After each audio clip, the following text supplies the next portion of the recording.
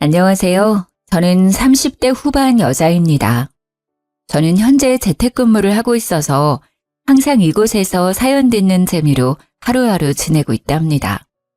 특히 사이다 한 잔 쭉 마신 것처럼 시원시원한 결말의 사연을 들으면 하루의 스트레스가 날아가더라고요. 다양한 사연이 많지만 저의 지난 이야기처럼 믿기 힘든 것도 없을 것 같아서 용기를 내어 몇 년 전에 겪었던 이야기를 한번 털어놔 보려고 해요. 친구들뿐만 아니라 가족들까지 모두 저의 이야기를 믿을 수 없어 했었답니다. 뉴스에 나올 정도라고 제보하라고까지 했을 정도였죠. 이런 제 이야기를 한번 들어봐 주시겠어요? 지금도 가끔 자려고 눈을 감으면 생각나는 장면이 있어요. 바로 저의 원수 같은 두 사람이 제 앞에서 무릎을 꿇고 눈물을 줄줄 흘리고 있는 모습이죠. 제발 한 번만 봐주면 안 될까? 나도 정말 힘들었어. 몇 년 동안 네 그림자에 숨어 살아야만 했다고. 난 아무 잘못 없어. 다 이 여자 때문이라고 말했잖아. 우리 다시 예전으로 돌아갈 수만 있다면 내가 진짜 당신한테 충성할게. 둘 다 입 좀 닥쳐줄래? 안 그래도 울리는 머리 더 아프니까? 경찰서 끌려갈 각오나 하셔. 저는 제 발목을 끌어안으려는 남편의 손을 발로 팍 밟아버리고 차갑게 돌아섰답니다. 남편이 악소리를 지르며 손을 움켜잡고 바닥을 뒹굴었죠. 어쩌다 이런 지경까지 가게 되었는지 몇 년 전의 이야기를 한번 시작해 볼게요. 저는 몇 년 전에 교통사고를 아주 크게 당해서 거의 6개월이 넘도록 병원에 입원해 있었어요. 사실 이것도 기억이 나지 않고 다 들은 이야기죠. 저는 내내 의식이 없는 채로 있었거든요. 그렇게 6개월을 거진 식물인간 상태로 지내다가 기적적으로 눈을 뜨게 되었답니다. 처음으로 눈을 떠서 주위를 둘러보던 때가 생각이 나네요. 마치 신생아처럼 모든 게 새롭고 이상하게 보이더라고요. 저를 돌봐주던 간병인이 있었는데 제가 움직이자 아주 놀라서 간호사를 부르러 달려가더라고요. 그렇게 정신없이 시간이 흘러갔고 제 친척 언니라는 사람이 저를 퇴원시키러 왔답니다. 물론 저에겐 낯선 사람이었어요. 왜냐하면 사고의 충격으로 저는 모든 기억을 잃어버리게 되었거든요. 무슨 드라마에서나 봤을 법한 일이 막상 저한테 닥치니까 정말 눈앞이 깜깜하더라고요. 마치 머릿속이 검정색 물감으로 칠해진 듯이 아무것도 보이지도 않고 떠오르지도 않으니 미칠 노릇이었어요. 친척 언니는 저와는 별로 닮지 않았더라고요. 쫙 찢어진 눈에 머리를 거의 금발처럼 염색을 한 게 차림새도 엄청 화려했어요. 못 깨어날 줄 알았는데 결국은 정신을 차리긴 차렸네. 일단 너는 갈 데가 없으니까 우리 집으로 가자. 나랑 남편이랑 둘이 사는데 작은 방이 하나 남으니까 거기서 지내. 난 집이 없었어? 나이가 36인데 직장도 없고? 부모님은? 넌 천의 고아야. 너네 부모님이 너가 아주 어릴 때 돌아가셔서 넌 우리 집에서 빌부터 살았어. 작은 구멍가게 같은 회사 다니긴 했는데 사고 나기 전에 이미 관뒀고. 한마디로 너는 나이만 들고 돈도 없는 백수지. 그럼 지금까지 언니 집에서 얹혀 살았다는 거야? 언니 부모님이랑? 아니 뭐 그건 아니고.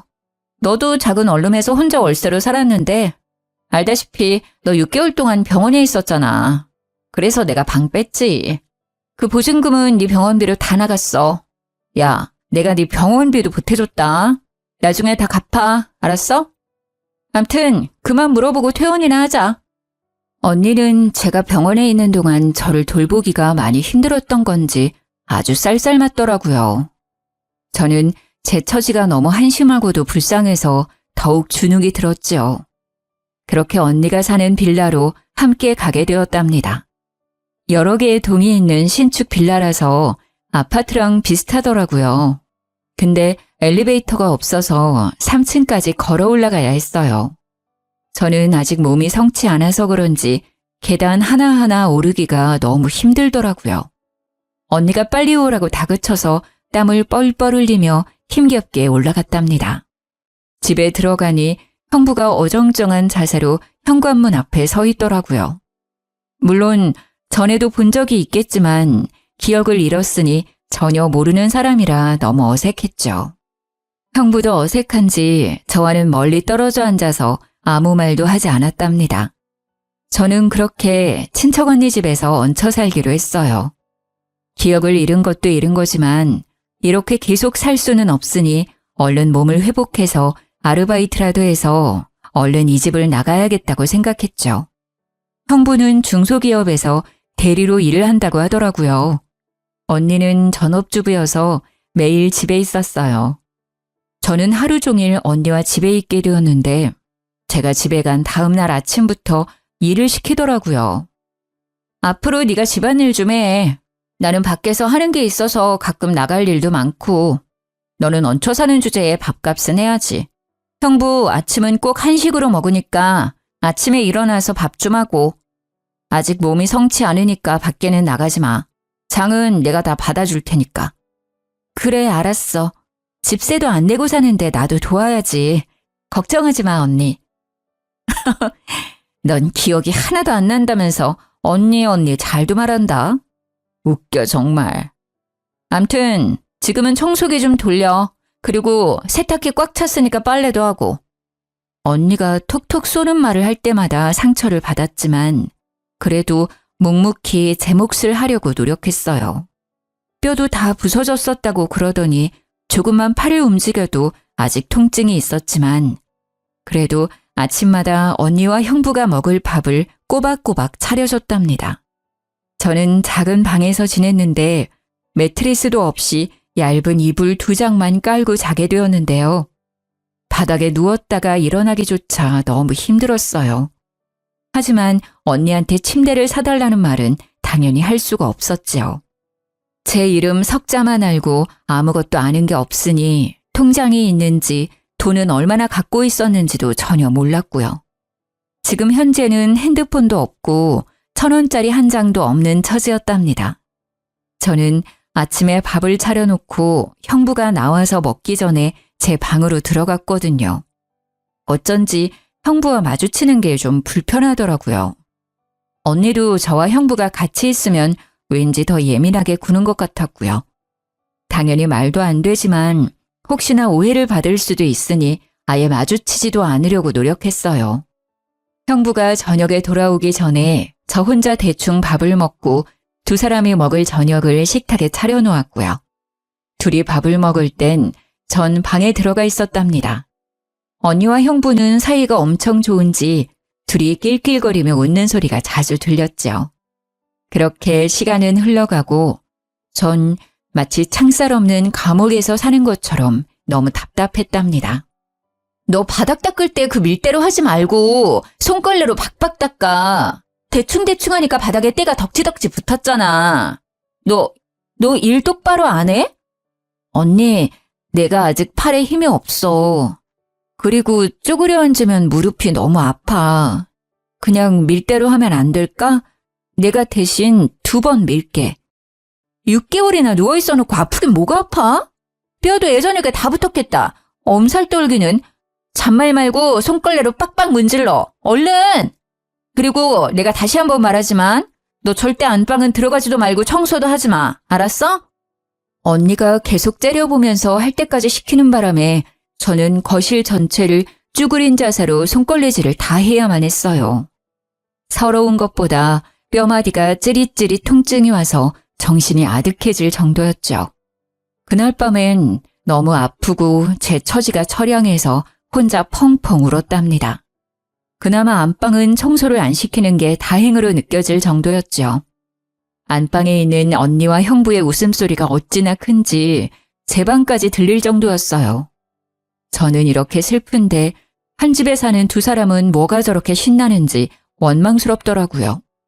거기다 둘은 야식을 엄청 자주 시켜 먹었는데 배달이 오면 안방으로 쏙 가지고 들어가더라고요. 먹는 걸로 구차하게 말하고 싶지 않아서 그저 모르는 척 했는데요. 너무 화가 나는 건 다음날 아침에 주방으로 나가보면 야식을 먹은 일회용 용기와 쓰레기가 널브러져 있었죠. 제가 아침밥을 차려야 하니까 어쩔 수 없이 이를 악물고 치울 수밖에 없었어요. 그래도 언니는 나한테 하나뿐인 가족인데 왜 이렇게 나를 힘들게 하는지 이해가 되지 않았어요. 제가 어릴 때부터 언니 집에서 빌붙어 살아서 저를 미워하는 걸까 하는 마음도 들었죠. 어느 날 언니가 외출하고 저 혼자 있었는데 아직 대낮인데 형부가 집에 왔더라고요. 저는 너무 놀라서 방으로 들어가려 했는데 형부가 말을 거는 게 아니겠어요? 아유, 뭘 피하고 그래. 우리 다 가족이잖아. 편하게 해, 편하게, 처제. 아, 네. 제가 기억을 못해서 그런지 좀 어색해서 그래요. 제가 얹혀 사는 입장이라 죄송하기도 하고요. 죄송하긴. 처제 집이니까 편하게 지내면 돼. 그리고 나랑 너랑 얼마나 친한 사이였는데. 내가 이런 말까지 하긴 좀 그런데 처음 봤을 때 진짜 이뻤는데 말이야. 병원에서 앓고 나더니 확 늙어버렸네. 언니가 있을 땐 말 한마디도 없다가 갑자기 반말을 하면서 너라고까지 하니까 기분이 너무 나쁘더라고요. 분위기도 이상해지고 그래서 슬그머니 부엌 으로 자리를 피했어요. 할 게 없으니 저녁 준비나 일찍 하려고 냉장고에서 채소를 꺼내서 썰기 시작했죠. 아니 그런데 형부가 부엌까지 따라 들어오는 거예요. 저는 모른 채 하고 요리만 계속하고 있었고 형부는 옆에서 저를 은근한 눈빛으로 바라보는데 진짜 짜증이 나더라고요. 진짜 신기한 게 기억 다 잃었다면서 어떻게 요리하는 건 다 기억해? 심지어 맛도 예전이랑 똑같아. 난 네가 해줬던 김치찌개 참 좋아했거든. 오늘 김치찌개 해줄래? 어느새 제 바로 옆까지 와서는 이런 말을 하는데 소름이 쫙 끼치는 거 있죠. 근데 갑자기 형부가 제 손을 덥석 잡는 게 아니겠어요? 저는 너무 놀라서 형부 손을 팍 쳐버렸어요. 지금 뭐 하는 거예요? 아까부터 이상한 말이나 하고 그 기분 나쁜 눈빛은 또 뭐예요? 언니한테 다 말해도 돼요? 저는 다 내동댕이 쳐버리고 방으로 들어와서 문을 잠가버렸어요. 밖에서는 한동안 아무 소리도 없다가 텔레비전 소리가 나더라고요. 저는 밖으로 나가기가 싫어서 그대로 잠을 자버렸어요. 시간이 얼마나 지났을까 갑자기 제 방문을 부서져라 쾅쾅 치는 거예요.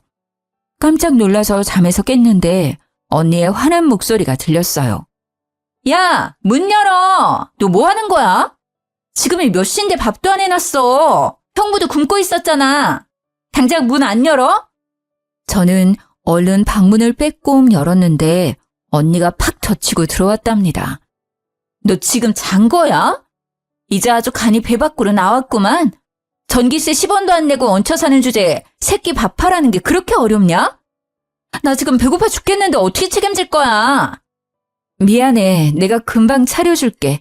언니 샤워하는 동안 다 해놓을 테니까 얼른 먼저 씻어. 언니는 눈이 돌아갈 정도로 저를 노려보고는 씩씩대면서 화장실 문을 쾅 닫고 들어가 버렸어요. 저는 정신없이 저녁 준비를 했죠. 거실에서 형부가 계속 저를 느긋하게 바라보는데 진짜 밥그릇을 던져버리고 싶을 정도로 너무 싫었답니다. 그때 화장실에서 나온 언니가 머리에 물을 뚝뚝 흘리면서 소리를 삑 지르더라고요. 당신 지금 뭘 그렇게 봐? 지금 누구 보냐고! 보긴 뭘 봐. 맛있는 냄새가 나서 메뉴가 뭔지 한번 보려고 그랬지. 배고파 죽겠네. 저는 잘못한 것도 없는데 괜히 찔리는 마음이 들어서 집에 있는 게 너무 불편했어요. 이럴 때 밖에라도 나가서 산책 좀 하고 싶은데 언니는 절대 밖에 못 나가게 했거든요. 퇴원한 지 3개월이 넘어가는데 빌라 밖을 나가보지도 못했답니다. 언니, 좀 답답해서 그런데 밖에 좀 나갔다 오면 안 될까? 형부랑 언니 편하게 저녁 먹게 좀 나가 있을게. 나가긴 어딜 나가. 동네 돌아다니지 말라고 했지. 가뜩이나 뼈 쑤신다며. 몸에 찬바람 들어서 아예 자리 깔고 누우면 어쩌려고. 그 지긋지긋한 간병을 나한테 또 하라는 소리야? 몸 회복될 때까진 절대 나가지 마. 알았어? 저는 주눅이 들어서 밥도 먹을 생각도 안 하고 그대로 방으로 들어올 수밖에 없었어요. 그 후로 언니는 점점 더 저를 괴롭히기 시작했죠. 왠지 형부와 제 사이를 의심하는 게 아닐까 싶었답니다. 언니는 집에서 하루 종일 저를 감시하다시피 했어요. 제가 낮잠 좀 자려고 누우면 불이 나게 와서는 팔자 좋다면서 자꾸 억지로 일을 만들어 시키곤 했죠. 하루는 소파에 앉아서 매니큐어를 바르고 있다가 저한테 이러더라고요. 너 밖에 나가고 싶댔지? 1층에 생수 배달 왔거든? 그것 좀 다 가지고 올라와. 6개니까 빨리. 저는 그렇게 몇 달 만에 계단을 내려갔네요. 천천히 내려가 보니 1층 출입문 앞에 생수 6박스가 쌓여져 있는 게 아니겠어요? 저는 6병을 말하는 줄 알았는데 말이죠. 너무 놀라서 입을 쫙 벌리고 한참을 서 있었는데 3층에서 언니 목소리가 날카롭게 들려왔어요. 제사 지내니? 빨리 하나씩 들고 올라오라니까. 언니, 너무 무거워서 못 들 것 같아. 혼자 계단 올라가는 것도 힘든데 이걸 어떻게 들고 올라가. 해보지도 않고 깨부터 쓰는 거 봐. 일단 들어봐. 그런 것도 해야 힘도 기르는 거지. 빨리. 저는 울상을 지으며 한 박스를 들고 계단을 오르기 시작했어요. 이를 악물고 한 계단씩 내딛는데 진짜 힘들더라고요. 땀을 뻘뻘 흘리면서 한 박스를 겨우 갖다 놓았답니다. 안간힘을 써서 두 번째 박스를 올려다 놓았는데 진짜 몸에 경련이 오는 것처럼 뻣뻣해지더라고요. 제 모습을 보고 언니도 놀랐던지 한마디 했죠. 야, 됐다. 하나 더 날랐다간 아주 장사 지낼까 무섭네. 나머진 형부한테 하라고 할 테니까 들어와. 간신히 방까지 기어들어가서 이불에 누워 한참을 있으니 점점 몸이 안정이 되더라고요. 제가 생수 한 상자도 못 들 정도로 몸이 약해진 것도 너무 속상하고 이런 대우를 받으면서도 이 집에 붙어 있어야만 하는 제 처지가 너무 슬펐답니다. 아르바이트를 구하려고 해도 인터넷으로 좀 알아보고 해야 하는데 핸드폰이 없으니 너무 불편했어요. 세상 돌아가는 것도 하나도 모르고 진짜 감옥 안에 있는 것 같았죠. 그렇게 한 달 정도 더 흐르고 더 이상 참을 수가 없어서 언니한테 말을 해봤어요. 언니, 진짜 미안한데 나 핸드폰 하나만 구해주면 안 될까? 중고도 괜찮아. 맨날 집에만 있는 게 핸드폰이 왜 필요해? 이젠 좀 살만해졌나 보지? 나도 돈 없어. 코딱지만한 빌라에 사는 거 보면 몰라? 핸드폰 같은 소리 하고 있네 진짜. 언제까지 이렇게 얹혀 살 순 없잖아. 나도 일도 구하고 작은 방도 알아보고 하려면 핸드폰 하나는 있어야지. 부탁할게. 아이고, 생수 박스도 못 드는 게 밖에서 잘도 일을 하겠다. 돈 버는 게 장난이야? 넌 가만히 있는 게 도와주는 거야. 그딴 생각하지 말고 얼른 밥이나 해. 하루는 밖에 날씨가 너무 좋아서 바람을 너무 쐬고 싶더라고요. 마침 주말이라 언니와 형부도 오랜만에 나가더라고요. 저는 이때다 싶어서 잠깐만 나갔다 오려고 밖으로 나갔답니다. 정말 감옥에서 탈출한 죄수라도 된 것처럼 밖의 공기가 이렇게 시원하고 좋을 수가 없었네요. 돈이 한 푼도 없었기 때문에 그냥 동네만 빙빙 돌고 있었는데 카페에서 사람들이 시원한 커피를 마시는 걸 보니 너무 먹고 싶더라고요. 그래서 멍하니 카페 안을 들여다보고 있었어요. 그때 누군가 제 어깨를 톡톡 치는 게 아니겠어요? 순간 언닌가 싶어서 너무 놀라 뒤를 돌아봤답니다. 맞네, 맞아. 세상에, 드디어 집에 온 거야? 도대체 그동안 어디 있었어? 아무리 연락해도 전화 한 번을 안 받아서 얼마나 걱정했는지 알아? 네? 누구세요? 저를 아세요? 어머, 이게 무슨 말이야. 날 몰라? 나야, 나. 동네 친구 지연이. 우리 옆동 살아서 친해졌잖아. 아, 그래요? 저를 안다고요? 옆동에 산다고요? 제가 사실 교통사고를 크게 당해서 기억을 다 잃어버렸어요. 혹시 그럼 제가 살던 데가 어디인지 알고 있나요? 너무 답답한데 저를 안다니 저 좀 도와주세요. 그게 정말이야? 살던 데가 어디냐니? 이 동네가 자기가 살던 데잖아. 저 빌라에서 지금 나온 거 아니야? 일단 여기 좀 들어가서 얘기해 그럼. 여자는 저를 카페 안으로 데려가서 케이크와 커피도 사주었답니다. 저는 그동안 있었던 모든 일을 이야기했고 여자는 심각하게 듣다가 고개를 갸웃거렸어요. 지금 사는 집에서 형부랑 언니랑 산다고? A동 302호 맞는 거지? 그럴 리가 없는데. 자기 남편은 어디 갔어? 남편이요? 제가 결혼을 했었어요? 전 부모님도 없고 지금까지 혼자 살았다고 그랬는데요. 부모님이 없다고? 자기 부모님 근처 사시잖아. 나도 뵌 적 있는데 무슨 소리야? 아니 도대체 이게 무슨 말인지 도통 이해가 안 가네. 일단 우리 집에 잠깐 들렀다가 내가 썼던 핸드폰 개통해서 줄 테니까 그걸로 연락하자. 친구라는 여자는 진짜 제가 사는 빌라의 옆동에 살고 있었어요. 집에 들어가니 왠지 낯설지 않은 기분이 들었답니다. 친구는 저에게 핸드폰을 건네주었고 번호도 알려주었답니다. 친구의 말을 들으니 더욱 머릿속이 혼란스러워지기 시작했어요. 내가 결혼도 했고 부모님도 살아계시다면 다들 어디에 있는 거고 친척 언니는 저에게 왜 거짓말을 한 건지도 궁금했죠. 아니면 오늘 처음 만난 친구라는 여자가 거짓말을 하고 있을지도 모르는 거고요. 저는 헝클어진 실타래 마냥 뒤죽박죽인 머릿속을 감당하기가 힘들었답니다. 어떻게든 기억을 되찾는 게 최선의 방법일 것 같았죠. 언니에게 말을 꺼냈다가 더욱 힘든 상황에 처할 수도 있고 아무도 믿을 수 없다는 생각이 들었거든요. 저는 친구에게 받은 핸드폰으로 기억을 찾기 위해 여러모로 검색도 해보고 방법도 찾아보기 시작했어요. 하지만 쉽게 돌아오지 않는 기억에 하루하루 좌절만 더해갔답니다. 기억을 찾으려고 노력할수록 머리가 띵하게 아프거나 이명이 생길 정도로 멍해지는 날들이 늘어갔어요. 그럴 때는 아무것도 하지 못하고 누워있거나 앉아있어야 좀 진정이 될 정도였죠. 그날도 갑자기 귓속부터 삐익 울리며 머리 전체가 쿵쿵 울리길래 거실 소파에 주저앉아 있었어요. 안방에서 나온 언니가 저를 보더니 소리를 지르더라고요. 야, 앉아서 뭐하니? 형 볼 시간 다 됐는데 쌀도 안 씻어놨네. 이게 또 기어오르려고 아주. 당장 안 일어나? 저는 대답도 못할 정도로 머리가 울려서 그저 얼굴만 찡그리고 움직이지 못하고 있었어요. 언니는 제가 대답을 안 하자 더욱 화를 내기 시작했죠. 이게 이젠 대꾸도 하네?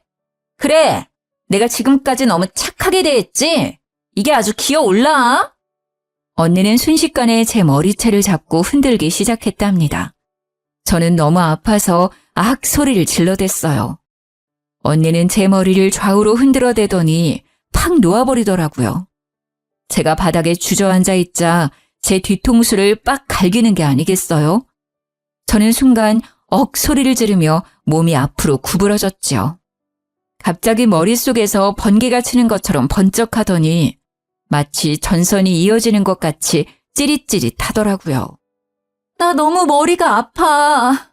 이게 무슨 짓이야? 왜 머리채를 잡아? 진짜 언니 맞아? 왜 이렇게 나를 괴롭혀? 저는 언니를 돌아보고 소리를 질렀어요. 그때 또 귀가 멍해지더니 머릿속에 전기가 오르는 것 같았어요. 그러면서 순간적으로 예전 기억이 사진처럼 짧게 스쳐 지나갔죠. 저는 기억이 조금씩 돌아오고 있다는 걸 본능적으로 느낄 수 있었답니다. 그런데 정말 이상한 게 스쳐 지나간 기억 중에서 형부의 얼굴이 선명하게 보였다는 점이었어요. 저는 형부가 너무 불편하고 싫은 마음까지 있어서 그런지 왜 형부의 얼굴이 크게 보였는지 이상했죠. 예전에 형부가 말한 대로 진짜 친한 사이였나 싶은 생각도 들었답니다. 언니의 감시를 받으며 집에서만 지내야 하는 시간이 계속되었지만 핸드폰이 있었기 때문에 친구와 연락하면서 점점 저에 대해 더 알아갈 수 있었어요. 저는 사고당하기 전까지도 직장에 다녔었는데 심지어 꽤 괜찮은 회사였더라고요. 혹시나 하고 제가 일했다는 부서에 전화를 해봤는데 전화를 받은 직원이 진짜 저를 알고 반가워하는 게 아니겠어요? 대리님, 도대체 어떻게 된 거예요? 오랫동안 출근을 안 하시더니 하루아침에 갑자기 그만두셔서 얼마나 걱정을 했는지 아세요? 아, 정말 미안한데 나중에 다 설명해 줄 테니까 혹시 저에 관한 서류 좀 받아볼 수 있을까요? 인사팀에 좀 요청 좀 해주시겠어요? 직원은 제 인사 기록을 메일로 보내주었고 저는 이제야 제 이름이 뭔지 무슨 삶을 살았었는지 조금은 확인할 수 있었어요. 확실한 건 친구의 말이 사실이었고 친척 언니의 말은 모두 거짓일 가능성이 커졌다는 거였죠. 이제 보니 언니가 알려준 제 이름조차 가짜였거든요. 저는 솟구쳐오르는 분노를 숨기면서 예전과 똑같이 언니를 대했어요. 언니가 외출해서 안방에 들어갈 날만을 기다렸죠. 언니는 나갈 때마다 안방문을 잠그고 다니는데 예전에 청소할 때 열쇠 꾸러미를 발견한 적이 있었거든요. 아마도 그 꾸러미 중에 안방 열쇠도 있을 것 같다는 확신이 들어서 열쇠 꾸러미는 제 방에 숨겨놓고 있었답니다. 그렇게 안방에 들어갈 기회만 호시탐탐 노리고 있었는데요. 드디어 언니가 친구들을 만난다며 쫙 빼입고는 외출을 하더라고요. 저는 언니가 나가자마자 열쇠 꾸러미들의 열쇠를 모두 다 넣어보고 안방 열쇠를 찾을 수 있었어요. 그리고 안방으로 들어가게 되었죠. 딱 들어가자마자 머릿속에서 어떤 기억이 싹 스쳐가면서 침대며 가구 배치가 낯설지가 않다고 느꼈답니다. 저는 옷장을 열어서 알아낼 게 없는지 다 뒤져보기 시작했죠. 그런데 옷장에 아무렇게나 쌓여있는 옷들을 봤는데 친척 언니가 평소에 입는 옷들은 아니더라고요. 언니의 스타일과도 거리가 멀었고 오히려 제 취향에 가깝다는 생각이 들었어요. 그렇게 열심히 훑어보고 있는데 옷장 뒤쪽에서 딱딱한 게 만져지더라고요. 무슨 커다란 액자 같아서 낑낑대면서 꺼내봤죠. 저는 액자 속의 사진을 보고 너무 충격을 받아 입을 다물 수가 없었답니다. 결혼사진이었는데 형부 옆에서 웃고 있는 건 다름 아닌 저였기 때문이죠. 갑자기 눈앞이 흐릿해지더니 저는 그만 까무러치고 말았어요. 얼마나 시간이 흘렀는지 깨어나 보니 제가 액자 앞에서 쓰러져 있더라고요. 정신을 차려보니 머리도 깨질 듯이 아파왔어요. 저는 한참 동안 머리를 손으로 꽉 누르면서 통증이 멈추길 기다렸고 동시에 모든 기억이 돌아왔다는 걸 직감적으로 깨달았답니다. 그동안 있었던 모든 일들이 파노라마처럼 빠르게 스쳐 지나갔고 제가 처한 기막힌 현실도 깨달을 수 있었어요. 저는 충격과 배신감으로 몸을 부들부들 떨면서 눈물을 줄줄 흘렸답니다. 저를 퇴원시키고 이 집으로 데려온 친척 언니는 바로 남편의 상간녀였습니다. 그 여자와 처음 대면하던 날이 떠오르더라고요. 남편은 꽤나 자상한 성격이었고 퇴근 시간도 잘 지켰기 때문에 바람을 필 거라는 생각은 전혀 하지 못했었어요. 저도 회사 일이 너무 바쁘고 피곤해서 사실 남편에게 신경을 덜 쓰기도 했죠. 나이가 꽤 있는데도 아직 아이가 생기지 않은 것도 남편과 사이가 멀어지는 하나의 이유였을 거예요. 어느 날 어떤 여자가 대뜸 전화를 했더라고요. 김민철 씨 와이프 되시죠? 오늘 시간 되면 좀 만나죠. 남편에 대해 할 말이 있어요. 누구신데 갑자기 전화해서 남편 얘기를 꺼내시죠? 무슨 일인지도 모르고 그쪽 신상도 모르는데 내가 왜 그쪽을 만나야 돼요? 만나서 할 얘기니까 그렇죠. 저랑 그 사람 사랑하는 사이예요. 이 정도면 만날 이유는 충분하죠? 상간녀가 뭐 일이 당당한지 당황스럽고 남편이 그동안 저 몰래 다른 여자를 만났다는 게 믿기지가 않더라고요. 하지만 어차피 벌어진 일이고 증거라도 확실히 남겨야겠다 싶어서 그날 저녁에 카페에서 상간녀를 만났답니다. 민철 씨가 아직 내 얘기 안 했어요? 이혼 좀 해줘요. 민철 씨는 그쪽이랑 너무 헤어지고 싶어 해요. 참나. 그러니까 둘이 사랑하는 사이라는 거죠? 근데 왜 남편은 나한테 한마디도 안 꺼냈을까요?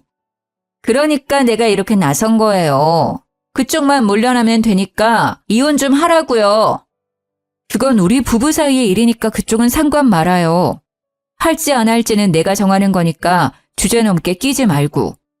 나는 자리를 박차고 나와 당장 집으로 가서 남편에게 녹음한 걸 들려주며 따져 물었죠. 그렇게 이혼을 바라면서 왜 숨겼어? 기다려. 내가 상간녀 소송 먼저 하고 이혼 소송도 바로 걸어줄 테니까. 여보, 제발 이혼만은 안 돼. 내가 정말 잘못했어. 한순간의 실수였어. 정말이야. 이젠 다시 안 만날게. 내가 헤어지자고 하니까 그 여자가 정신이 나가서 당신한테 말했나 봐. 내가 정리할게. 제발.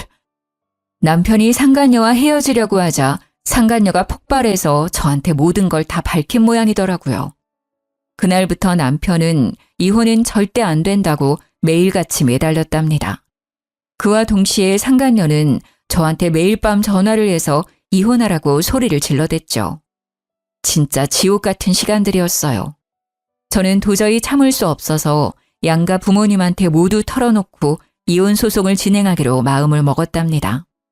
그렇게 퇴근을 하고 친정 부모님을 뵈러 가려고 회사 건물을 나섰는데 남편이 저를 기다리고 있는 거예요. 제가 남편을 무시하고 지나가자 남편이 거칠게 제 손목을 낚아채더라고요. 왜 이래? 회사 사람들 보겠어. 당장 안 나? 너 어디 가는 거야? 내가 부모님한텐 절대 말하지 말라고 했잖아. 다 정리했다니까? 정리했는데 매일 밤 그 여자가 나한테 번호를 바꿔가면서 술 먹고 전화해 대니? 난 더 이상 봐줄 수 없어. 오늘 우리 부모님한테 먼저 말할 거니까 그렇게 알아. 저는 남편을 뿌리치고 횡단보도로 달려나갔어요. 그리고 그 순간 트럭의 불빛이 제 눈을 찌르는 걸 마지막으로 모든 기억이 사라졌던 거죠.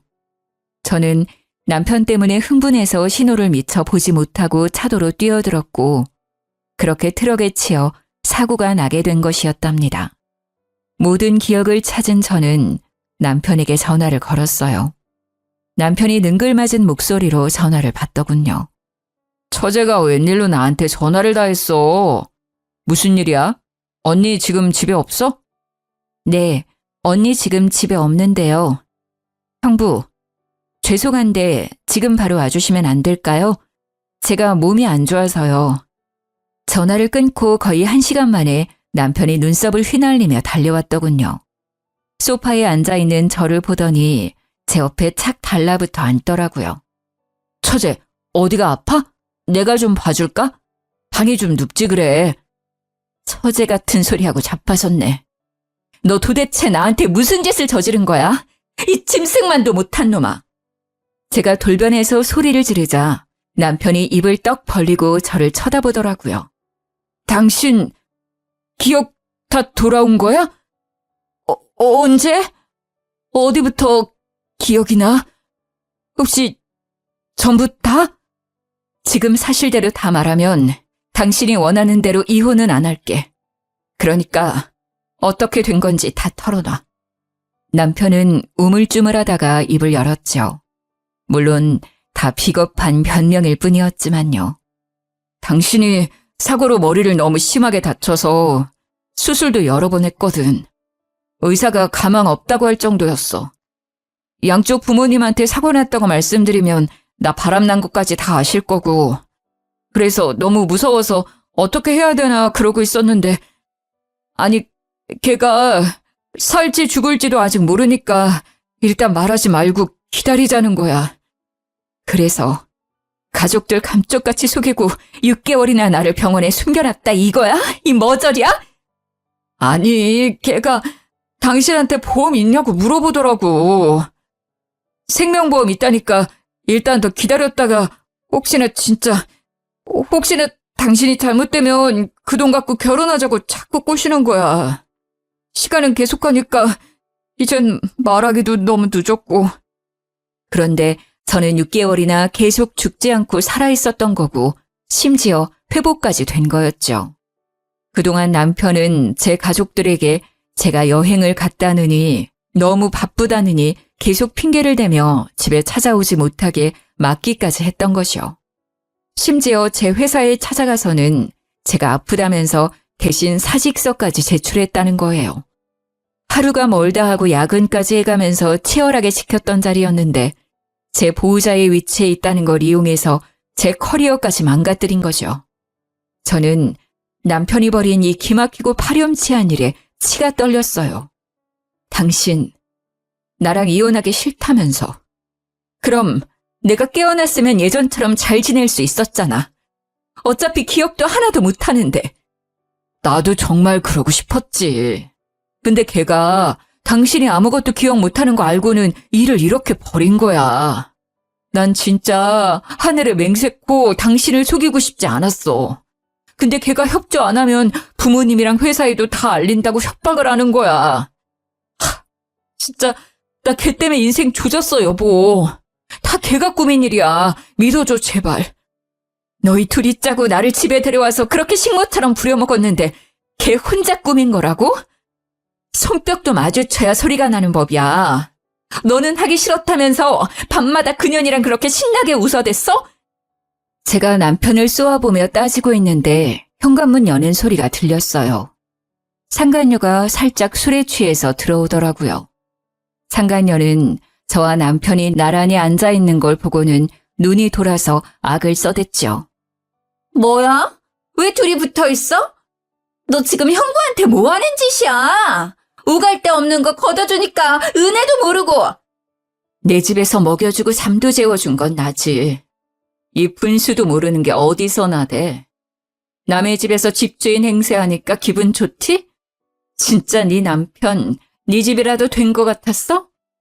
제가 상간녀 눈을 쏘아보며 차갑게 비웃어주자 상간녀의 눈이 속절없이 흔들리기 시작했어요.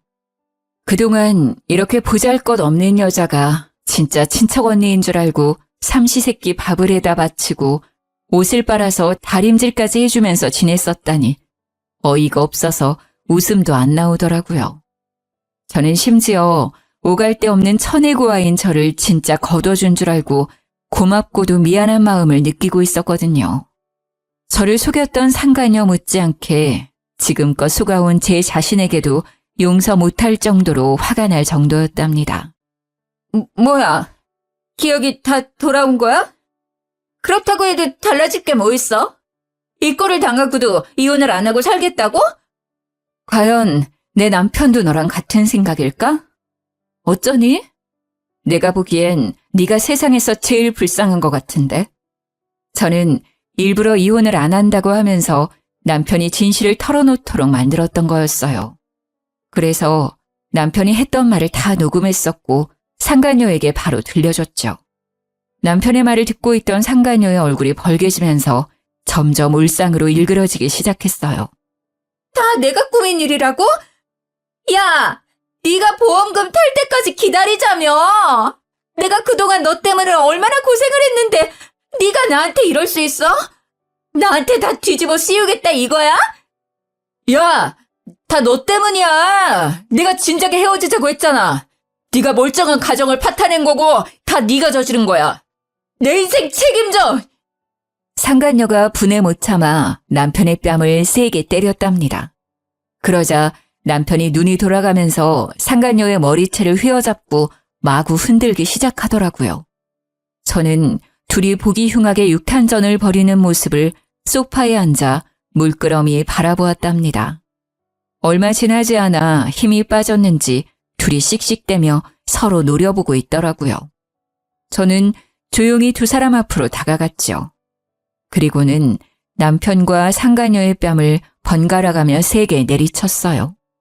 제가 몸이 약해져서 그런지 마음먹은 것처럼 때리지를 못하니 너무 속상하더라고요.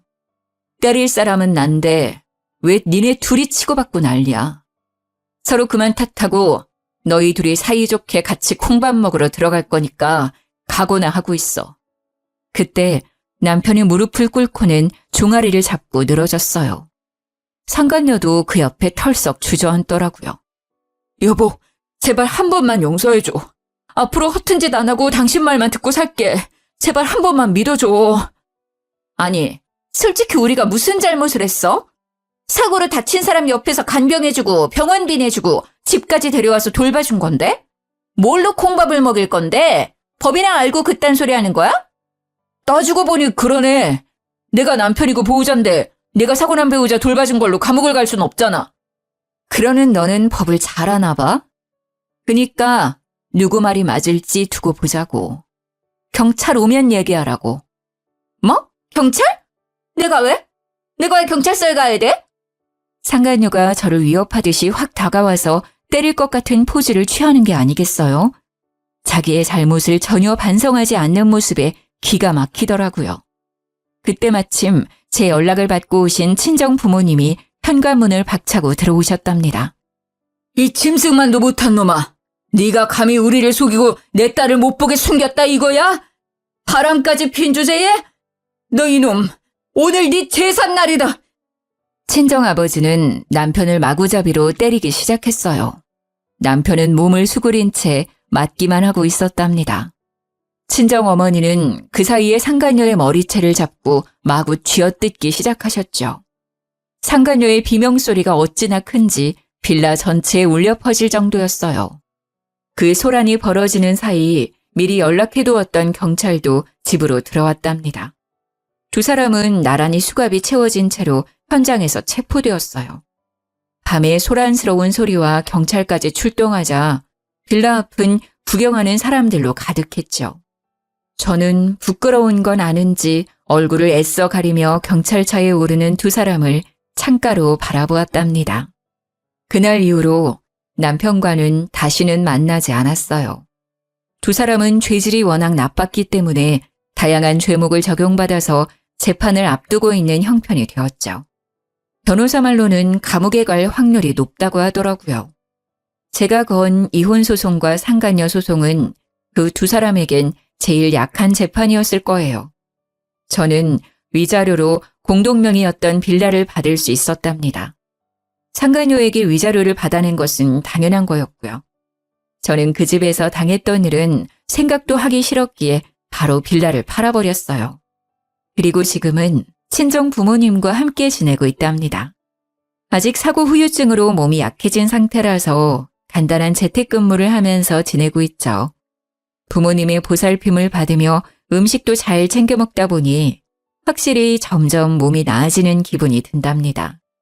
점점 원래의 제 삶과 일상으로 돌아오고 있죠. 하지만 지금도 가끔 밤에 악몽을 꾸기도 해요.